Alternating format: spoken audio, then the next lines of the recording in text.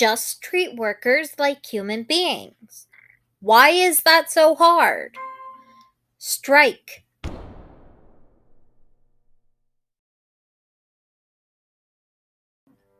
Instacart workers will walk off the job October 16th. What's happening?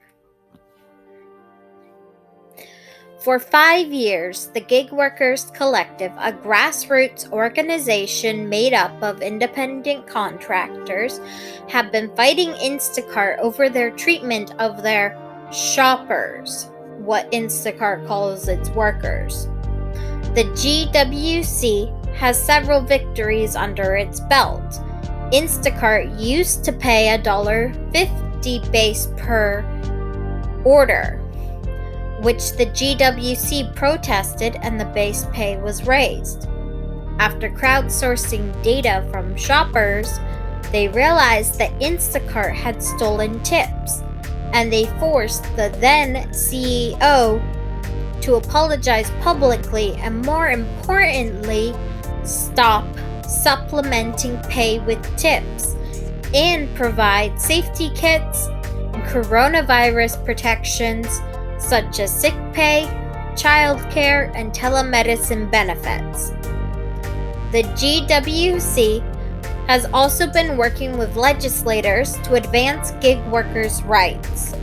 But despite all these victories, Instacart has continued to squeeze their workers in an attempt to make Instacart look extremely profitable before going public and merging with Uber.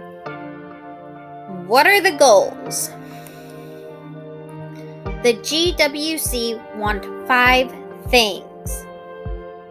Workers want higher base pay per order, commission per item, 10% default tip, liability/death benefits for workers, and a revamp of the current rating system.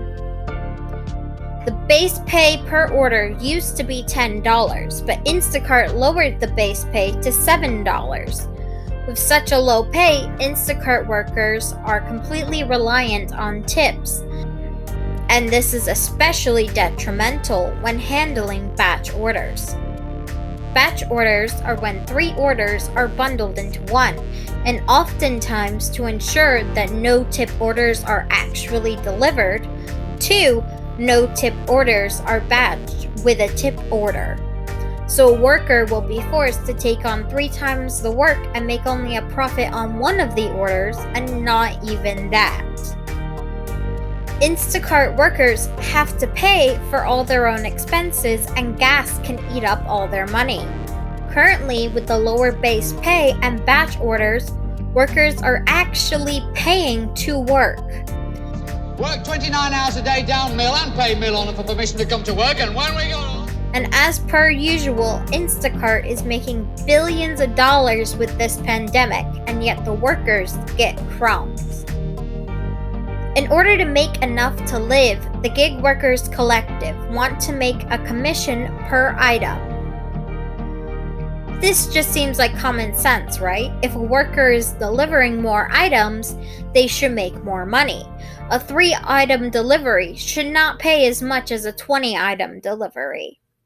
This is another reason Instacart is forcing the batch orders, because any worker with sense wouldn't take large orders when the small orders pay the same. The 3-order batches also stretch workers to their limit, so they can't multi-app. Multi-apping is when a worker is using multiple gig apps like Uber, Lyft, DoorDash, Shipt, etc. in order to maximize pay. Instacart workers are reliant on multi-apping because one single app doesn't pay enough.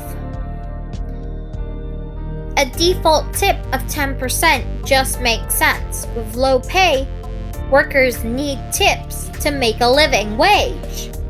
There is an argument here to be made that Instacart should take a lower cut and just pay their workers more, and that customers shouldn't have to supplement their workers' wages.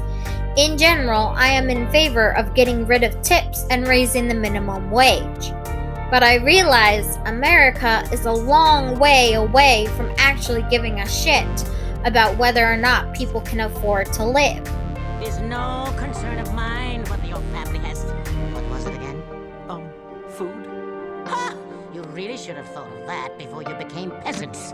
So tips are a necessary evil. Though the minimum wage for tip workers should be raised. Right now it's $2 to $3 an hour depending on the state. Garbage. Kelly Harris, an Instacart shopper in Steubenville, Ohio, says, "I'm in a very rural and red part of the state. Instacart has people tipping 5%, and they think that's fine, but it's really not. We're the front line of their company. They should appreciate us a little more." Liability and death benefits also just seem like a no-brainer. The amount of people using Instacart has risen dramatically because of the pandemic. It's dangerous to go out. COVID is deadly. Get your vaccine. Instacart workers are taking all the risk and have none of the protection. And it's not just COVID they need to be worried about. They could slip and break a bone, get in a car accident, slam their hand in a door, anything. And any energy means time off of work. If a worker dies on the job, they can't take care of their family. And all the cost of the funeral falls on the family. Workers are taking all the risks, and the company is getting all the benefits. Since Instacart started promising 30-minute deliveries, it's even more dangerous because workers are rushing to get orders delivered on time. Another way Instacart is squeezing the life out of their workers is the rating system. The Instacart rating system is uniquely brutal. Any rating less than 5 stars penalizes the workers. Says Gig Workers Collective, a single 4-star rating is enough to affect our pay for weeks. The rating system is especially shady because it doesn't take into account circumstances outside of the worker's control, like missing items, wrong addresses, customer not being home, or minors ordering alcohol. Instacart will suspend or even deactivate workers' accounts if they cancel orders. This indiscriminate rating system leaves workers vulnerable to scams, where a customer will falsely mark items as missing or damaged and receive groceries for free, and then Instacart will delete the worker's account for stealing.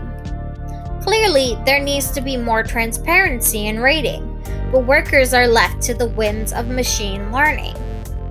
Workers receive orders based on ratings by a black box algorithm. A black box algorithm is a machine learning process where the input and the output are known, but how the AI came to that output is unknown. The GWC wants an appeal process for super low ratings and arbitrary deactivations, especially for things outside of the worker's control, like traffic, missing items, low stock, etc., etc. The GWC faces unique challenges. As independent contractors, they cannot form a union, though they can join one. Employers are not legally required to engage with any independent contractors' collective bargaining, and they don't receive any protections from the National Labor Relations Board. So these workers can be fired for organizing, and their only option is arbitration, since independent contractors are excluded from the FAIR Act. Arbitration being a quasi-legal forum with no judge, no jury, and no oversight. And the FAIR Act, or the Forced Arbitration Injustice Repeal Act, allows workers to decide between taking their grievances to court or to arbitration. But independent contractors don't get this option and are forced to settle in arbitration. So they're in good hands. Especially good hands since arbitrators decide in favor of workers in only 1.8% of cases. And the employer usually chooses who arbitrates the case. Are you in good hands?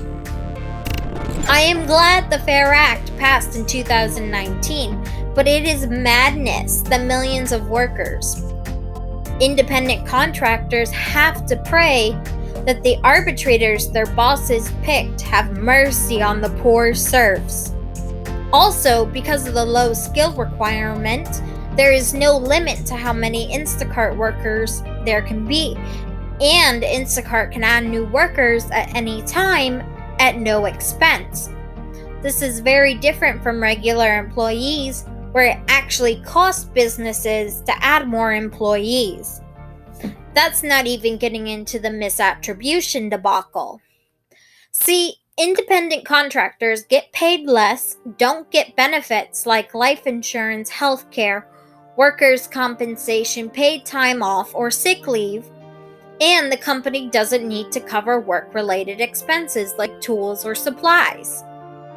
A big incentive in misclassifying workers is the savings on labor costs, which typically are a major portion of overhead for businesses. It's estimated that a business can save 30% of their labor costs by using independent contractors rather than employees.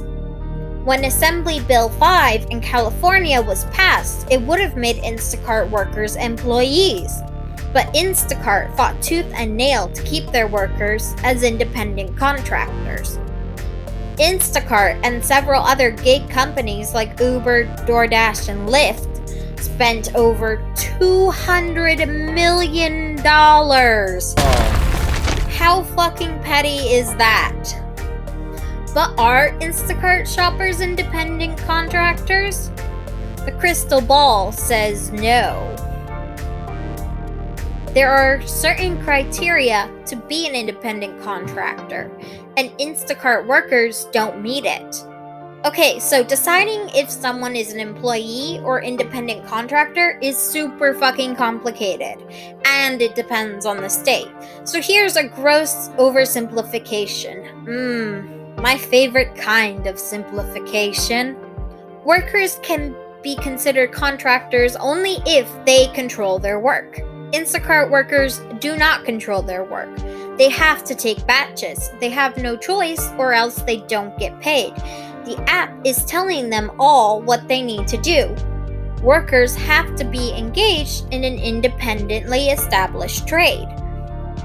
A trade is a job requiring manual skills and special training. There is no special training to be an Instacart worker, so they aren't an independent contractor by that metric. Independent contractors cannot perform a core part of the company's business models. Instacart workers are very much the core of Instacart's business. Though it is hilarious that Instacart tried to argue that they aren't a delivery service app, but are actually a communications platform that facilitates same-day on-demand grocery services. Meanwhile, their website says that as workers, you will be a crucial part of the Instacart team. Without our shoppers, Instacart is just a website. With our shoppers, Instacart is a service and an experience. As a shopper, you'll be the face of Instacart and the reason customers keep coming back. Sure sounds like workers are the core of the business model to me. How do we support the workers? Share about the walkout to everyone and delete Instacart off your phone. Use hashtag #DeleteInstacart to spread awareness. Also, go to gigworkerscollective.org to donate.